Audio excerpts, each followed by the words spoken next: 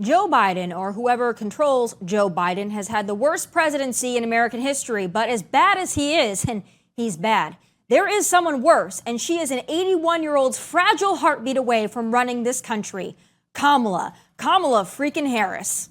And talking about the significance of the passage of time, right? The significance of the passage of time.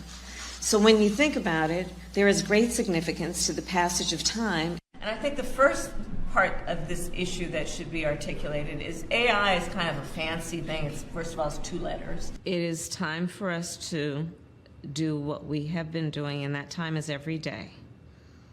Every day it is time for us to agree. I'm Kamala Harris. My pronouns are she and her. I am a woman sitting at the table wearing a blue suit. Here's the thing. Who doesn't love a yellow school bus, right? Can you raise your hand if you love a yellow school bus, right? That never gets old. Kamala has the lowest approval rating of any vice president ever, with only 32% of Americans in her corner. I'm not sure which Americans make up that 32%, but it's safe to assume they mailed in their vote. And though by all accounts Kamala is a train wreck, she is still confident in herself. She must be, because she posts photos of herself with Joe as a content prop multiple times per week. And if I see another damn Kamala post photo, I think I may be sick. But what if, heaven forbid, something happened to old Joe?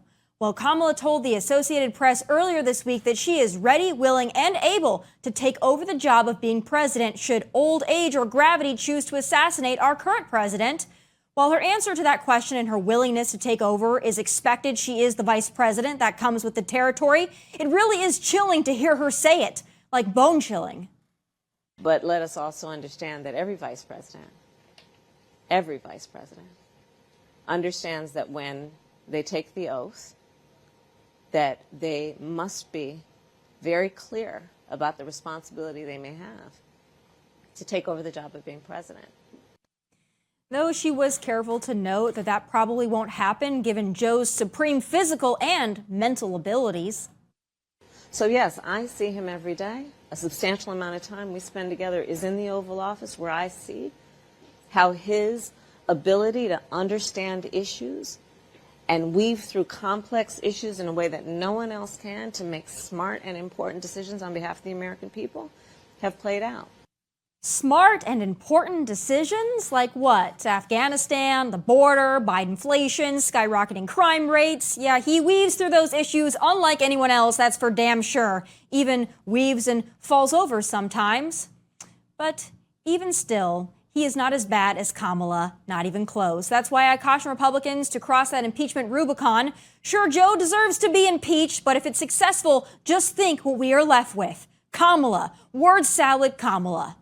And that is one of the many reasons why I've been warning the GOP about taking risks in 2024. We can't afford to take a risk. We can't afford to F around and find out. If we do and we lose, we are left with the ice cream man or the wheels on the bus enthusiast. Take your pick, or actually, please God, don't.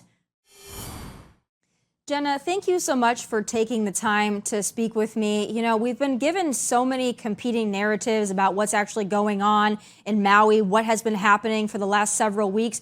So give me just kind of an overview, a rundown of how things went from your perspective, being there, seeing it, and what is the media getting wrong? Well, first, we have business. So I have businesses in Lahaina, and no one knew what was happening. Like, just truthfully, I live on the south end of the island. Our businesses are on the North Shore as well as on the west side. No one knew anything that was happening. I think that's the biggest thing is, you know, everyone's saying if they did the siren and all this, that they would have helped a lot of people, saved a lot of lives, prepped us or something. No one knew anything that was happening, which I think is it's like the worst, because we could have at least, you know, prevented a lot of things if we were made aware of what was happening. So I want to dig into that just a little bit. So you mentioned the sirens, but beyond that, do you feel like this was purposeful or just incompetence? Why do you think that information wasn't getting around, that people didn't know what was going on? I'm sure that's got to be incredibly frustrating, but do you get a sense that this was just morons who weren't able to handle disaster, or was there something else going on here that we might not be aware of? I mean, there's so much speculation and conspiracy going on an island. Do I really think that? I definitely think that there are people that are unqualified.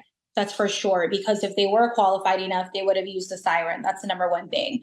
The way that it's been handled, now we just made a month, horrible, like literally horrible. There's so like thousands of people that are not housed. There's no solution. There's no plans. I've gone to multiple resource centers.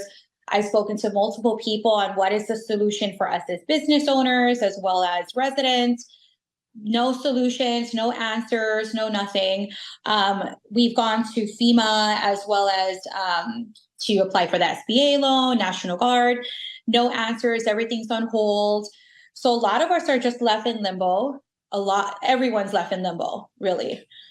So there's been also a lot of outrage, rightfully so, about the $700 to a family, an entire family. $700 doesn't go very far, as well as those there from FEMA who are staying in resort hotels that are costing $1,000 a night. I mean, is there a sense on the island of that outrage? Because I know over here, obviously, in the U.S., people are really frustrated here, in the continental U.S., frustrated by what they're seeing. But are people on the island as frustrated as the rest of us are? Very much. Everyone's upset. Again, we don't have answers. $700 does absolutely nothing. And I know they're giving rental assistance, putting everyone in hotels, but it's like everyone here has large families. Hawaii is, an average family has 3 to 4 kids plus. So when you put a large family like this in a hotel room and expect them to just, live and just figure it out, that's what's happening. You have large families that are put in these hotel rooms, and now they're starting to take these families out because they're reopening tourism, which I totally understand because we do need tourism to stimulate the economy. But most importantly, we have to put these residents or give them a solution to where they're going to live. And you can keep pumping money into the households, but it doesn't give a solution to what's happening. There's no housing, absolutely no housing for these people. So people are kind of just out on their own then. Is that a sense of just kind of figure it out yourselves and we'll help you when we can, but there's really not a go-to, there's really not a point person or agency that you guys feel has your back?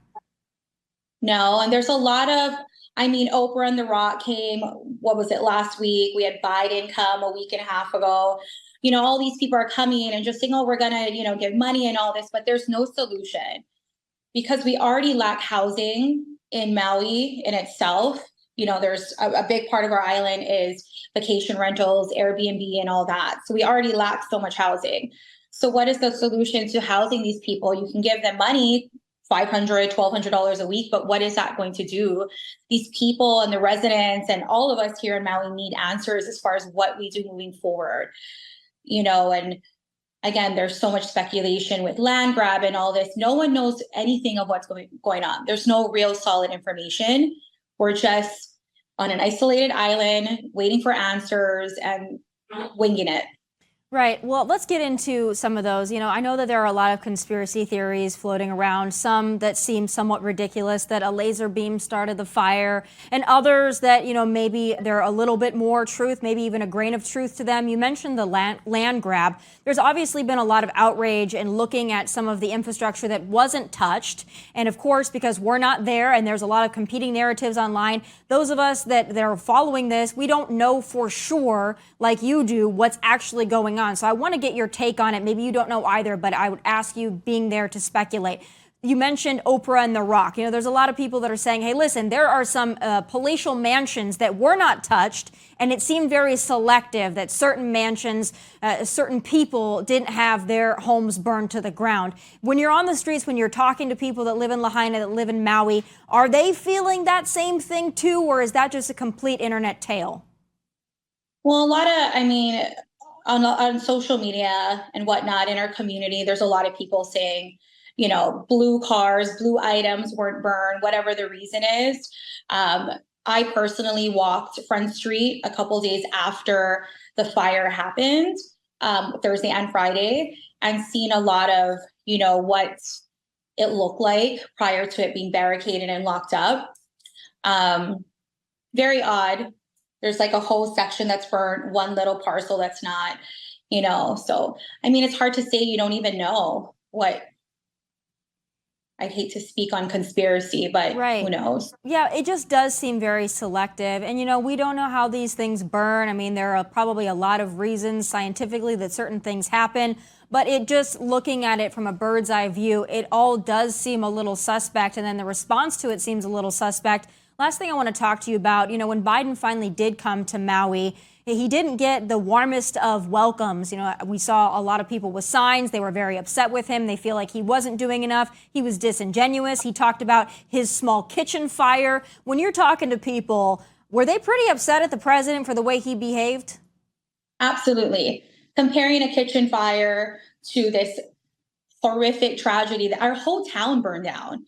Like, some people don't realize, like, not a little city, like the entire Lahaina is gone.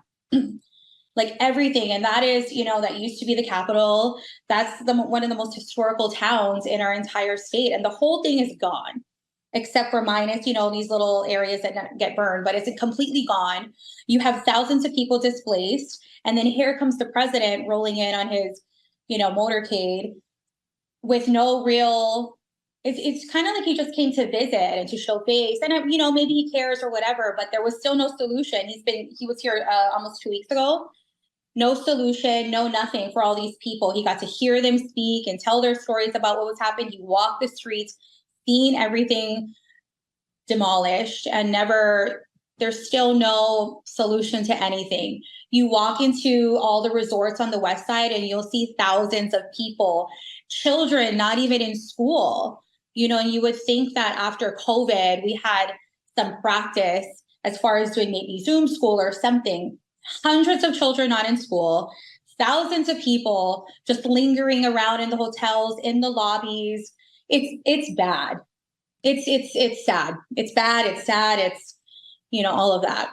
And this is a month. Right. You would think that there's something. It's nothing. There's no money. There's no help. There's no answers. There's nothing. Right. And beyond that, I'm sure it's got to be frustrating when you see, I know it is for me, when you see hundreds of billions of dollars going to Ukraine and then American citizens are left to just pick up the pieces after a disaster. I can't imagine how insulting that must be.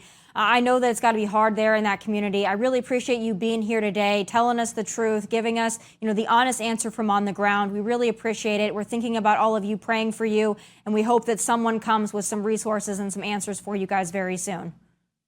Thank you. God bless you, Jenna.